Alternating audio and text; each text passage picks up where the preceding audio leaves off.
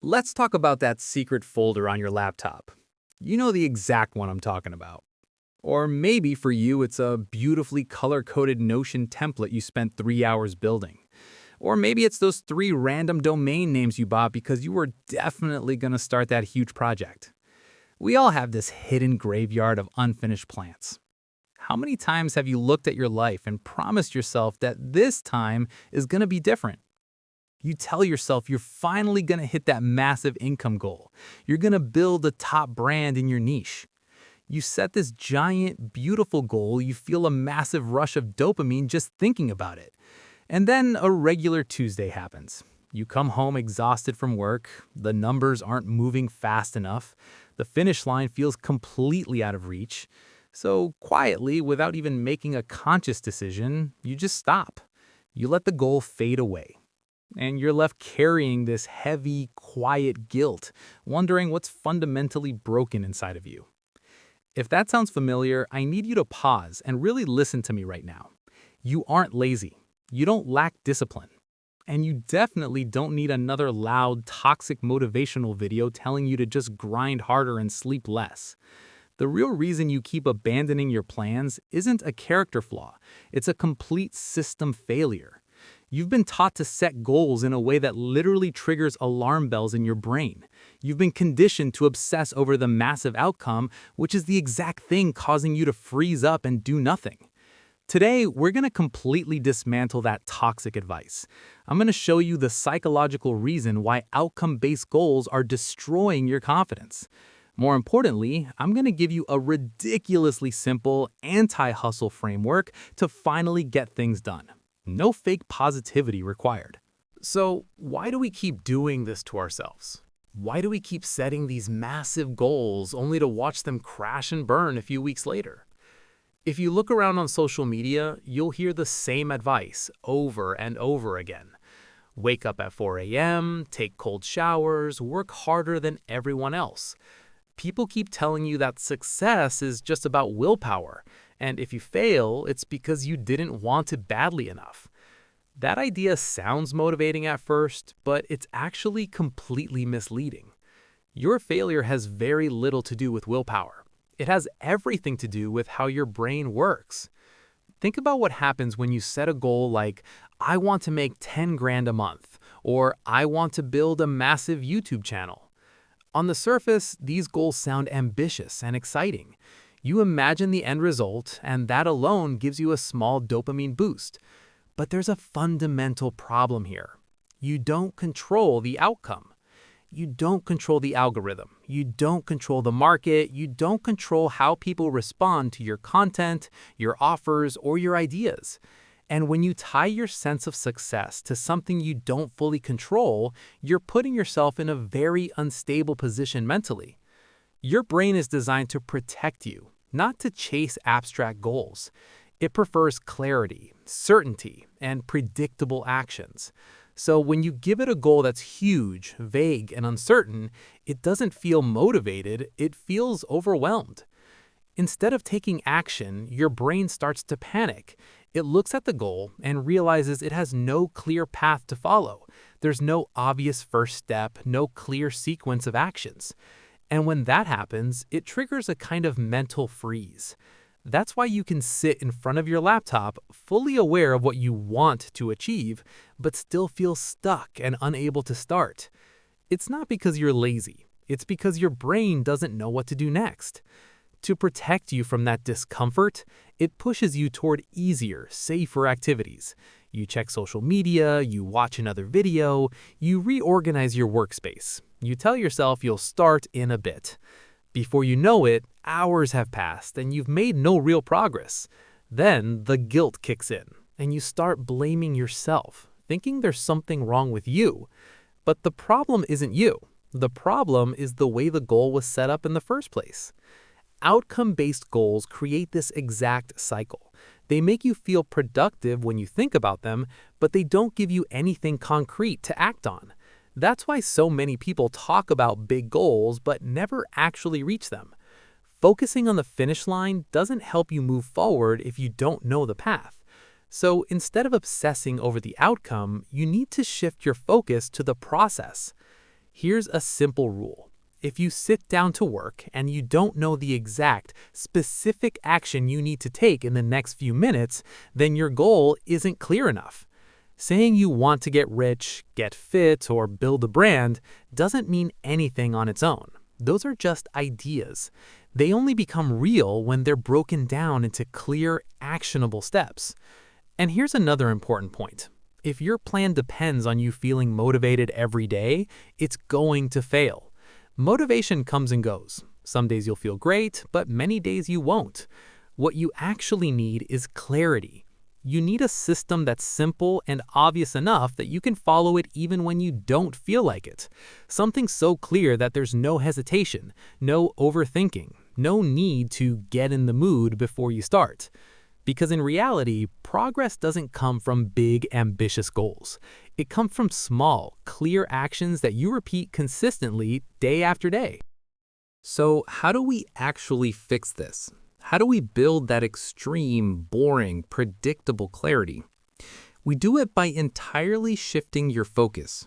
We're going to stop looking at the outcome and start obsessing over the process. Think about it like this. Every single person who enters a marathon has the exact same outcome-based goal. They all want to cross the finish line. Both the winners and the losers have the exact same goal. So the goal itself isn't what makes you successful. What separates the person who finishes from the person who quits at mile 3 is the process. It's the boring, daily training system they built months before the race even started. To build your own system, you need to learn a skill called reverse engineering. Reverse engineering simply means starting at the absolute end, the big dream, and working backward. You deconstruct that giant, terrifying goal piece by piece until you land on a tiny, stupidly simple task you can do right this second. Let's look at a real-world example so you can see exactly how this works. Let's say your dream is to build a highly successful email newsletter. You want thousands of subscribers so you can eventually quit your draining 9-to-5 job. Most people will write down, get 10,000 subscribers in 6 months. And then they'll stare at a blank screen, feel completely overwhelmed, and go watch Netflix. Let's reverse engineer that instead. Grab a cup of coffee, sit down, and ask yourself a very logical question. To get 10,000 people to read my newsletter, what actually needs to happen? Well, logically, the content needs to be incredibly good. People only subscribe if they get value. Okay, next question. How do I make the content incredibly good? You need to have great ideas and a unique perspective. Next question. Where do great ideas come from? They come from consuming high-quality information. You need to know what's happening in your industry. You need to read. Do you see what we just did? We took a massive, scary goal and walked it all the way backward to a daily habit. So your new process-based goal isn't about subscribers at all. Your goal is this. Every single day, I'll read 3 industry articles, and every Saturday morning, I'll sit down for 2 hours and write a 1,000-word draft. That's it. That's the entire goal. It's completely in your control. You don't have to worry about the algorithm. You don't have to worry about going viral. You just have to read 3 articles and write 1 draft. If you do that consistently, the subscribers will inevitably come as a byproduct of your boring, predictable routine. Let's do one more example, just to make sure this really clicks. Let's say you want to be a freelance graphic designer, and you want to make $3,000 a month. If your goal is just make $3,000, you're going to be sitting in your room, listening to crickets, wondering why nobody is handing you money. Let's reverse engineer it. To make $3,000, what needs to happen? I need paying clients. How do I get paying clients? They need to know I exist and see my work. How do they know I exist? I have to reach out to them and show them my portfolio.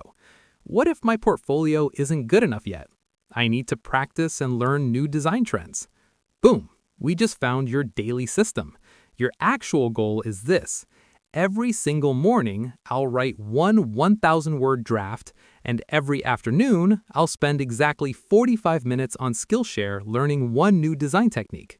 Sending 5 emails takes the pressure off. You aren't asking for $3,000 right this second. You're just sending an email. It's a tiny physical action. And this brings us to a crucial checkpoint. Every single tiny action you put into your daily system must have a direct logical link to your big dream. If you're spending 3 hours a day endlessly reorganizing your Notion workspace, changing the font colors, and designing the perfect logo for a business that has zero customers, you're doing fake work. Fake work feels productive, but it doesn't move the needle. If a daily task doesn't directly contribute to the final outcome, you have to be ruthless. Cut it out immediately. Your daily actions are the actual bricks building your house. If you're laying down mud instead of bricks, the house is gonna collapse. All right, so we know we need to ditch the massive outcomes and focus on the daily process. But how do we actually build this into our messy, unpredictable lives? We need to create a ridiculously small action plan. I'm talking about steps so tiny that your brain can't possibly freak out and freeze up. Here's the universal formula you can use for absolutely anything you want to achieve. It goes like this: desire, deconstruct, define, and do. First, you acknowledge the desire. I want to make a living doing graphic design. That's great. Second, you deconstruct it. You reverse engineer the steps just like we talked about earlier. Third, you define the micro action. And finally, you do that micro action every single day. That's the entire secret to making progress. But here is where most people still mess up. They define their daily action poorly. They say something like, okay, my daily action is to work on my business. That's a terrible daily goal. Working on my business is completely vague. It requires you to make decisions in the moment, which causes decision fatigue. A real effective daily action has to pass a very strict test. It must be specific, it must be measurable, and it must have a clear finish line for the day. Instead of work on my business, your daily action is spend 60 minutes redesigning the landing page. Or maybe it's send 3 pitch emails before noon. Do you see the difference? You can't hide from a specific number. You either sent the 3 emails or you didn't. This takes all the emotion out of the process. You don't need to feel inspired to send 3 emails. You just sit down, execute the physical movement, and cross it off the list. Now, let's talk about timelines, because this is another huge trap. Society tells us we need a solid 5-year plan. Forget your 5-year plan. Honestly, throw it in the trash. The world changes too fast, and a 5-year horizon is way too big for your brain to process anyway. When you look 5 years ahead, you feel overwhelmed. You feel like you're already falling behind. I want you to shrink your timeline drastically. I want you to look at the next 3 to 6 months. That's it. For the next 90 to 180 days, your only job is to put your head down and execute your ridiculously small daily action. You're going to put on blinders. You're not going to look at the massive outcome. You're not going to obsess over whether you're a millionaire yet. You're just going to lay one single brick every day. And here's the most important part of this entire plan. You have to build this system for your worst days, not your best days. When you're highly motivated, sure, you can work for 10 hours straight. But motivation is a luxury, not a guarantee. You'll have days where you're completely exhausted. You'll have days where you feel sad, anxious, or just incredibly lazy. That's called being a human being. Your daily action needs to be so ridiculously small that you can still get it done on a day when you feel like absolute garbage. If your daily goal takes 4 hours of intense focus, you're going to fail on your bad days. And when you fail, that toxic guilt will creep back in. Make it easy to win. If you want to write a book, make your daily goal to write one single paragraph. That's it. On a good day, you might write 10 pages, but on a terrible day, you can still force yourself to write 1 paragraph before you go to sleep.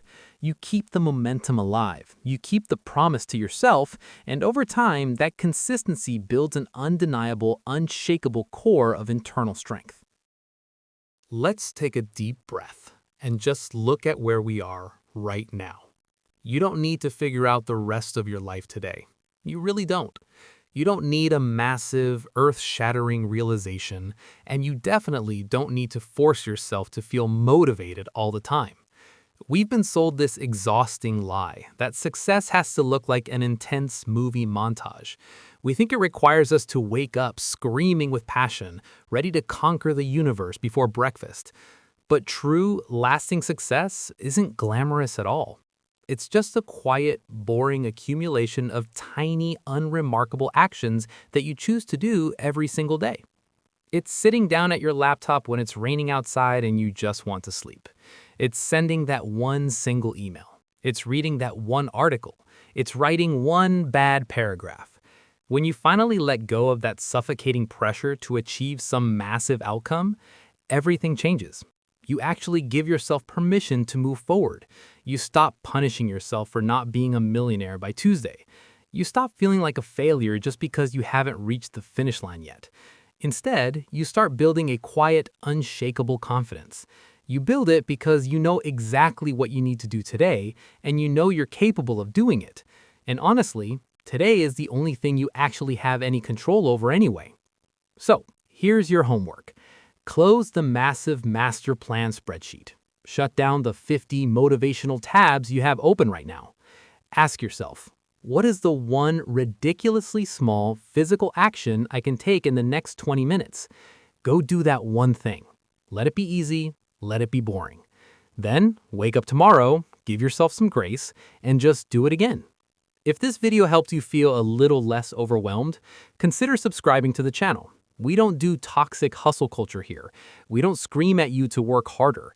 We just figure out how to navigate real life, build internal strength, and take things one small step at a time. Take care of yourself. I'll see you in the next one.